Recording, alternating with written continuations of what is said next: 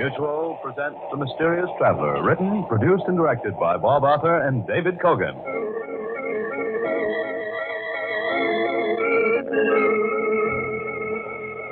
This is The Mysterious Traveler, inviting you to join me on another journey into the realm of the strange and the terrifying. I hope you will enjoy the trip, that it will thrill you a little and chill you a little. So settle back, get a good grip on your nerves, and be comfortable. If you can.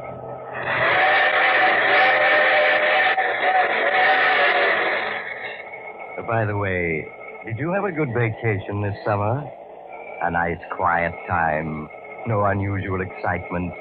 No unpleasant event that shook your nerve so that you jump when a strange hand knocks on your window at midnight or slow, heavy footsteps come up to your door? That's good. Then you're in shape to go on another vacation with me tonight. It's the story I call Vacation from Life. The spot I have in mind for your vacation is a tiny harbor along the northern Maine coast. An isolated beach, reached only by boat from the nearest town 2 miles away. And so lonely, there's only a single cottage. But it's going to be vacant soon. The present owner won't be needing it after tonight. My name is Matthew Clark. I am 40 years old, and I teach Greek in New York City. I suppose you could say I'm a typical professor since I wear glasses, stoop a little, am absent-minded at times, and as my wife has said so many times in the 10 years we've been married, I hardly know a screwdriver from a monkey wrench or how to replace a burned-out electric light bulb. A fumbler. That's her favorite word to describe me. Well, she's going to find out it's not true. But I mustn't get excited. I won't be able to finish this if I'm right. Don't keep calm. Putting this in our cottage on Desolation Beach in Maine. It's almost dark, and the waves are pounding on the sand. The wind is rising. There's a real northeaster coming. But 4 days ago, when I came up here to open the cottage, the sun shone, the water sparkled, and except for the driftwood and seaweed along the beach, there wasn't a hint of the fierce storms that can lash this shore. I made sure that the cottage was in good shape, aired the rooms, and put away the stock of provisions that Seth Thompson had brought from me from the village in his boat. And then while I waited for Seth to call for me, I walked along the beach, poking into the piles of driftwood like a boy searching for treasure. And I found it. I found something that set my heart to pounding and brought a flush of excitement to my face. Something that roused my imagination to a feverish pitch. It was a mine. A naval mine torn loose from its moorings someplace in the Atlantic during the war and tossed ashore at last here at my feet. It was hidden under seaweed. A 3-foot steel ball with 500 pounds of TNT inside it, waiting for an incautious touch to set it off. When I saw it, I started back in alarm. And then in a flash, I knew what a treasure I'd found and what it was going to mean to me. I was gloating over it so that I didn't even hear Seth's boat arrive at my dock until he called to me. Professor, you about ready to be heading for town? I turned to see Seth stepping down off my dock. I hurried toward him. Yes, Seth, I'm ready. I was just stretching my legs while I waited. Seen you poking around that driftwood. I figured maybe you'd found something worthwhile. Seth, what I found was a very dead codfish, an extremely odorous one. Well, here's the boat. I'll get in. Professor, for Pete's sake, don't never step right on the gunwale of a boat when it's rocking. You'll either fall into the boat and break a leg or over the side, maybe drown. Oh, yes, of course. You've told me that before, haven't you? Well, not more than 11 times. Yeah, I'll hop in first. Now, give me a hand. That's it. Now, jump down here beside me. Look out. Oh! Oh, Professor, when you lose your balance in a boat, don't ever grab the engine. It's usually hard. Let me see how bad you burned your hand. Well, it's not too bad. It was clumsy of me, though, wasn't it? Yeah, it was. The burn ain't bad. Just a little engine grease and fix it up. There. Now, you sit down back there. Very well, Seth. Stay set down. Truth is, Professor, I don't trust you around machinery no more than I would a baby.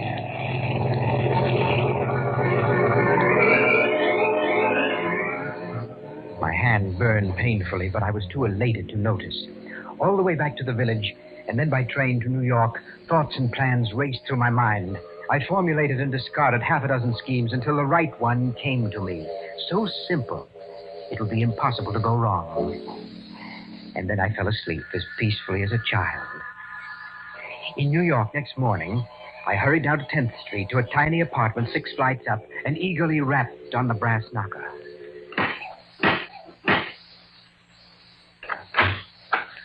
Why, Matthew. Matthew, it's you. Yes, Ruth, I know you didn't expect me so early, but here I am. Oh, I didn't expect you so early, but I am glad to see you. Won't you come in? Thank you. I'll make you some coffee. Sit down and be comfortable. I'll only be a moment. As Ruth bustled around making coffee, I sat down and relaxed. The tiny apartment was soothing. There was an atmosphere of peace and quiet about it that delighted me, and Ruth herself delighted me even more. She was small, charmingly feminine. She was a teacher, too, of ancient history. We'd met during one of my summer lectures at the university and quickly found much in common. One of our favorite pastimes was to discuss the life of the ancient world. Perhaps the Punic War or the history of Greece. She from the standpoint of a historian, I from that of a student of the language and literature. Here, Matthew. Drink this. It's hot and strong the way you like it. Thank you. Oh! Oh, look out. You almost dropped it. Why, Matthew, you've hurt your hand. What have you done to it? It's just a little burn, nothing to worry about. Matthew, you must take care of yourself. I'm going to fix that burn. Have some lotion right here and bandages. You just sit and drink your coffee while I take care of it. And tell me all about the cottage and the trip and everything. The touch of her fingers was amazingly soothing. And as she bandaged my hand, I told her of my trip, though I said nothing of the mine that I'd found on the beach. She listened to me as a woman should, with interest and appreciation. She made me forget my clumsiness, my awkwardness at conversation, I cannot deny it, my insignificance in the world. No wonder I loved her with a devotion that my friends would have thought impossible in poor, dull, dry Matthew Clark, professor of Greek. It was with reluctance that I said goodbye when I'd finished my coffee. I know you have to go, Matthew, but it's sweet of you to drop in. You know that I'd come oftener if I could, Ruth. Of course, Matthew. I understand. Will I see you again before you take your vacation? Of course, my dear. I'll stop in day after tomorrow. And, Ruth... Yes, Matthew? I hope to have some news for you then.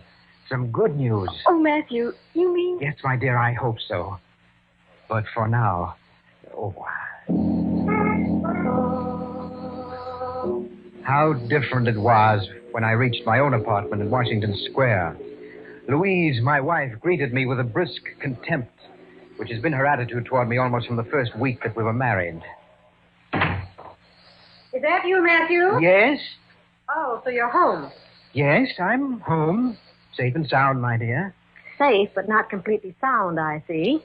That bandage on your hand, what did you do to yourself this time? Oh, I burned myself slightly on the engine of Seth Thompson's boat. Well, you wouldn't be you if you didn't hurt yourself somehow. Who put the bandage on? I see it's fresh. A very nice young lady in the drugstore at the station fixed it. You see, I stopped by to buy some ointment. Never mind the details. Now, I suppose you want me to drop everything and fix some breakfast for you. Oh, no, my dear, no. I had a cup of coffee at the drugstore. Well, thank goodness for that. Well, how's the cottage? I suppose it had been broken into and half our things stolen. Oh, no, it was in fine shape. One of the shutters was blown off, that was all. What about the electricity? I suppose you forgot to have it turned on. No, my dear, I attended to that first thing. The place is ready and waiting for us. Well, I can hardly believe you haven't forgotten something. But I can't stand here talking. I have things to do. I suppose you'll want to rest. Yes, I would rather like a nap. I didn't sleep so very well on the train. Very well. I'll see you at dinner. There's something else I want to talk to you about. But it can wait. Something else she wanted to talk about. Well, there was something else that I wanted to talk about, too. I was sure it would do no good, but I had to mention it. I didn't see Louise again until dinner, and then she wasted no time in coming to the point. Matthew, I wanted to speak to you about your insurance. My insurance, darling? I said insurance, didn't I? Wish you wouldn't repeat my words after me like a parrot. Well, I'm sorry, Louise. It's just that I rather think I'm carrying all the insurance I can afford on a teacher's salary. On a teacher's salary. That's exactly the point. I suppose something happens to you. What's to become of me? You certainly haven't been able to save anything. There is my life insurance. $5,000. A pittance in these times. No, Matthew, you must take out more insurance.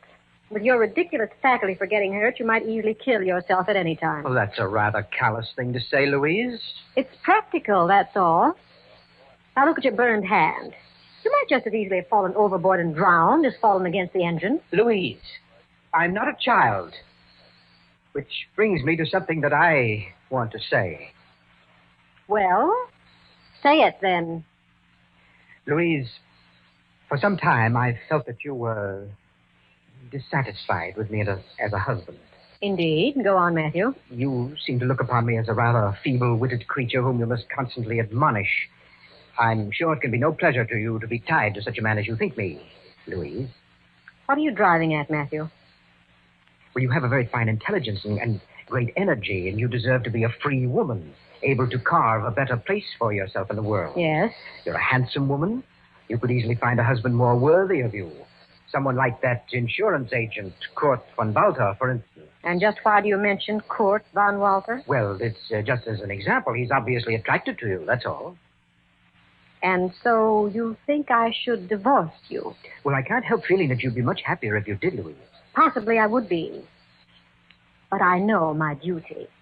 Without me, Matthew, you would be quite lost. I'm sure you'd manage to kill yourself somehow within a year. I'm your wife, Matthew.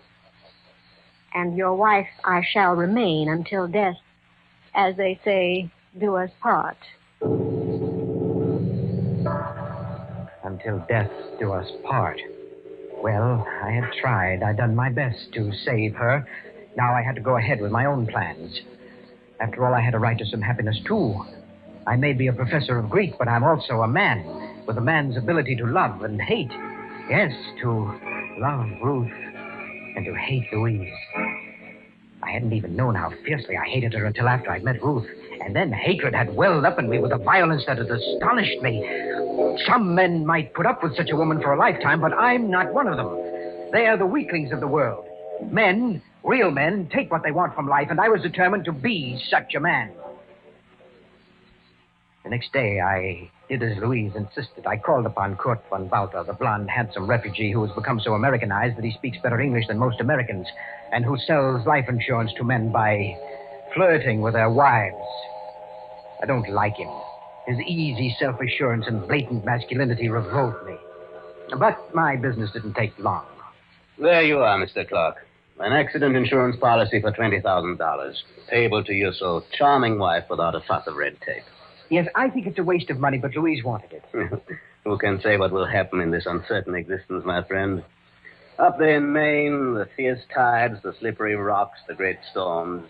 At any moment, an accident may snatch a man's life from him. Yeah, I suppose so, but I don't know why Louise looks upon me as such a child. She's just as apt to get hurt as I am. Very true.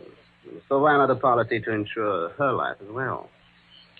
Kurt, I'm just an underpaid professor. I can hardly throw money around for insurance as easily as all that. All the more reason you need it. If something happened to the lovely Mrs. Clark, if I say, well, the expenses would bankrupt you. I guess they would. So let me write a joint policy to cover both of you. The premium will only be a little more. Well, all right. I suppose it is the practical thing to do, and Louise always likes to be practical. Of course. When do you leave? Tomorrow evening from Grand Central Station. I'll give myself the pleasure of seeing you off. I may be able to help with the baggage. And for now, au revoir, my friend. So that was that. A fumbler, was I? Incompetent, unable to plan, born to fail in anything. Louise would see her life was insured in my favor for $20,000, and Kurt von Walter would have to testify that he talked me into it. $20,000. What freedom that would give Ruth and me. We could travel, see Europe, Greece, visit the very spots where Socrates walked and Plato composed his immortal dialogues. But I concealed my jubilance, lest Louise notice it and suspect something. I paid a brief visit to Ruth to say goodbye and to tell her something of the wonderful future ahead for us. Oh, Matthew, I can hardly believe it. Greece, Rome, Venice, all the famous spots of the old world. It'll be wonderful. Yes, we'll live life for a change, Ruth, instead of just reading about it in books. Then your wife, she has agreed to? Yes, she's going to divorce me. I'm not the man for her, and we both know it. Oh, I think you're a fine man, Matthew. Thank you, my dear. But Louise looks at things differently. And we'll be back soon and attend to everything then. Very soon. I promise you. Yes, very soon. Much sooner than anyone but myself could guess. That night, Louise and I left on the main express.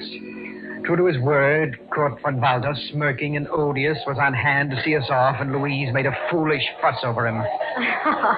Oh, you really shouldn't have come to the train with us, Kurt. It wasn't necessary. But of course not. Was a pleasure, dear lady. And the way you carried all our bags. Poor Matthew could never have carried half of them, even if he hadn't burned his hand. On the other hand, I could never have learned Greek. Greek? Oh. Well, I hope you have a fine trip. Thank you. I shall be up that way myself next week. I'll drop in on you. We'll be looking for you, Kurt. We'll never forgive you if you fail us, will we, Matthew? What? Oh, never mind. Oh, dear, it's train time. Goodbye, Kurt. Goodbye, dear lady. Oh, Kurt, you shouldn't have done that. I'm not used to having my hand kissed. In that case, dear lady. Oh, Kurt, you're a wicked man to kiss me like that in front of my own husband. I could not help it. In that case, I'll forgive you. Goodbye. Goodbye. I shall be seeing you soon. Very soon. Yes, Kurt, very soon.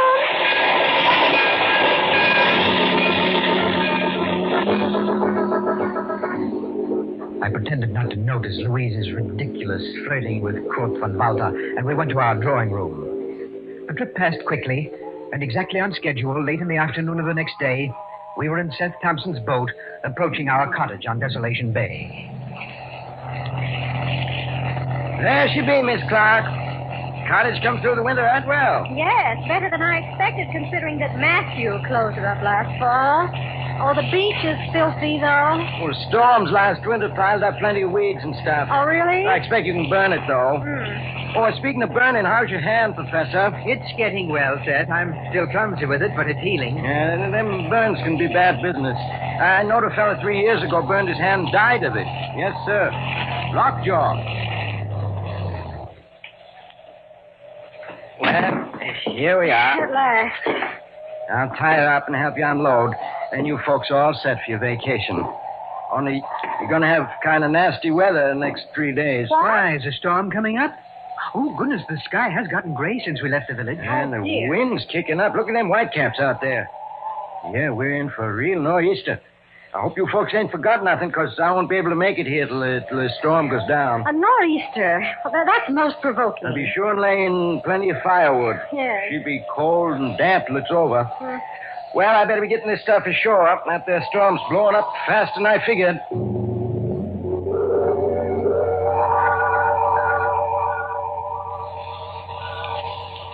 Just listen to that wind. We might at least have had a few nice days to begin our vacation.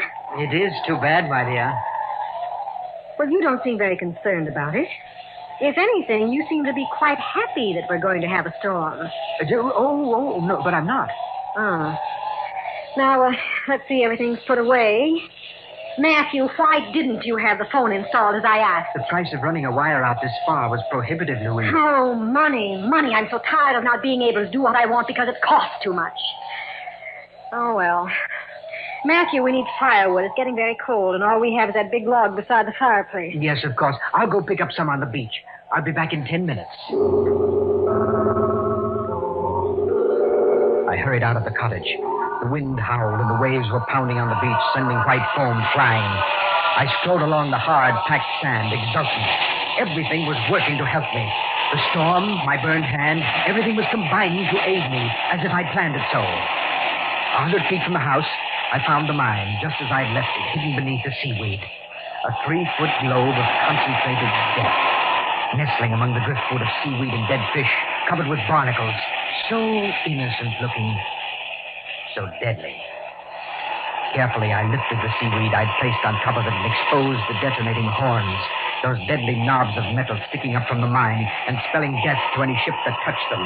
Next, I found several pieces of wood nearby, just the right size for our fireplace, and pulled from the sand a length of rope, which once had anchored a fisherman's lobster pot. And now came the dangerous part. I had to fasten several pieces of the firewood to the detonating horns of the mine, using the rope to tie them fast. With the wind blowing steadily stronger and the storm coming closer, I worked as delicately as a surgeon. A fumbler, was I? Not now. In 5 minutes, the job was done. The driftwood tied securely to the detonating horns. A super booby trap for anyone seeking firewood on that beach. A strong pull on one of the pieces tied to the mine. And afterwards, what evidence would there be? It would be tragic, of course. But really no one's fault if Louise stumbled into a mine while walking on the beach. I'd mourn for a while, and then married dear, sweet, adoring Ruth. I was finished. I put seaweed back to cover the mine, leaving the driftwood on top, where it'd be easy to see and pick up. And then I hurried back to the cottage, and my heart was pounding in my chest with a noise like the thunder of the waves as I flung the door open and entered. Well, Matthew, where's the firewood? I'm sorry, Louise. It hurt my burned hand. I couldn't carry anything back. I might have known it. You can't even bring in firewood, you fumbler. But I did gather some. I left it on top of a pile of seaweed down the beach, but I couldn't bring it any further. Now I suppose I have to go get it. Well, I'll help you, but I can't pick the sticks up alone. Oh, no, Matthew. You stay here and get the fire started. Maybe you can chop some splinters off that log, even if you can use only one hand. Of course. I'll have a fine fire going when you get back. I can handle the axe with one hand. You see? Matthew. Huh? You're acting rather oddly. Your face is flushed. I wonder if you could be getting a fever. I don't think so. Well, then on top of everything else, I'd have to nurse you. I'm perfectly all right, Louise. And I'll have this log chopped by the time you get back. What have you done? Oh, the axe slipped. I cut my leg. Help me to the chair. Take my arm. Here. Now sit down. There. Now, let's see. Oh, my Louise. Look at all the blood. It's a deep cut, I can tell you. Oh, sit still, Matthew. I can't tell a thing with you squirming so. Oh, Now, let me... It's bleeding so. Look, it's coming out in little spurts. Louise, do something. I'm very much afraid, Matthew, that you've cut an artery. Huh? An artery? Oh, no. I always knew something like this would happen someday. Louise, don't just stand there. Do something. Put a tourniquet on my leg. No, Matthew. No? What do you mean? I mean that fate has obviously intended you to die, and I don't propose to interfere. Louise, I don't understand you. What are you saying? Matthew, listen to me. When you said the other day that I should be married to someone like Kurt Von Walter, you were perfectly right. I love Kurt, and he loves me. He said so. Louise, you're joking. Now do something about my leg. I'm bleeding to death. Yes, Matthew, you are. But I was talking about Kurt Von Walter. If I were free, he'd marry me. I know he would. But not if I were penniless. He's European, and they're practical about such For the things. love of heaven, Louise, put a tourniquet on my leg. I know it's hard for you to grasp, Matthew, but I'm not going to lift a hand to help you. But you've got to. You're my wife. I won't be for long. Soon I'll be your widow. And I'll have a dowry of $25,000 to bring to court. You're mad. He's not really interested in you. You don't know what you're doing. I do. I'm being completely practical. When I urged you to take out that insurance, Matthew, I think I was hoping something like this would happen. Maybe I was even planning to make it happen. I'm not sure. But now it has happened with no help from me. I have a right to love and happiness for the real man, and I'm taking it. Louise, please help me. Matthew, I'm going outside now. I'm going to watch the storm come up. I'll be gone at least half an hour. Then I'll bring back some firewood. If when I come back I find you beyond help, I'll be terribly shocked and distressed. But there won't be a thing I can do about it. Oh, no, Louise, wait. I have something to tell you. I'm not interested in anything you have to say now. It's important. You mustn't go out. You mustn't pick up any firewood. Goodbye, Matthew. Louise, come back.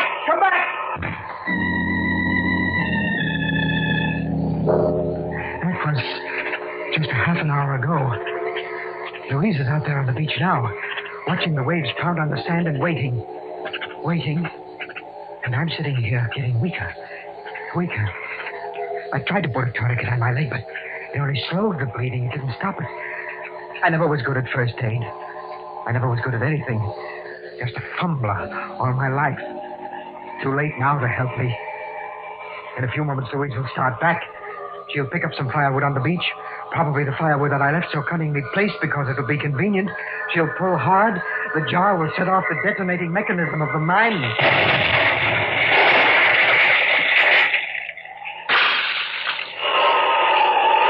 Yeah. That was the explosion and broke the window of the cottage. My scheme worked.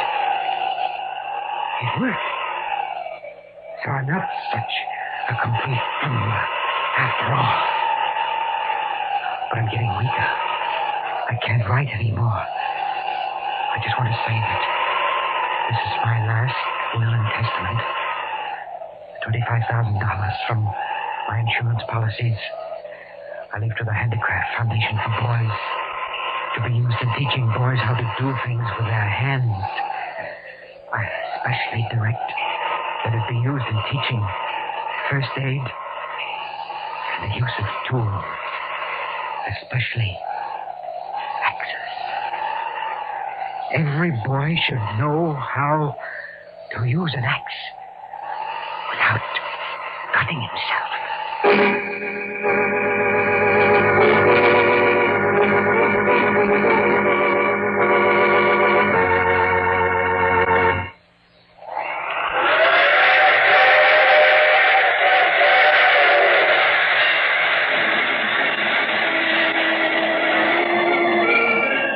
This is the mysterious traveler again. So that cottage is empty now. There's really nothing wrong with it. Just a broken window and a few shingles torn loose by the explosion of that drifting mine that washed ashore down the beach. You could fix it easily. If you'd like to know where it is, I could... Oh, you have to get off here. I'm sorry. But I'm sure we'll meet again. I take this same train every week at this time.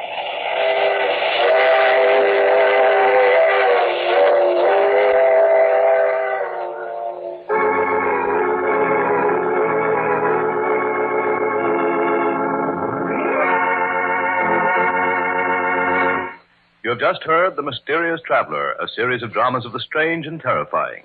All the characters in today's story were entirely fictitious, and any resemblance to actual persons, living or dead, was purely coincidental. In the cast today were Maurice Toplin, Eric Dressler, Vicky Vola, Helen Titus, and Stefan Schnabel. Original music was played by Paul Taubman. The Mysterious Traveler is written, produced, and directed by Bob Arthur and David Kogan. Listen next week to a tale titled The Big Payoff, another strange and shivery tale of the Mysterious Traveler.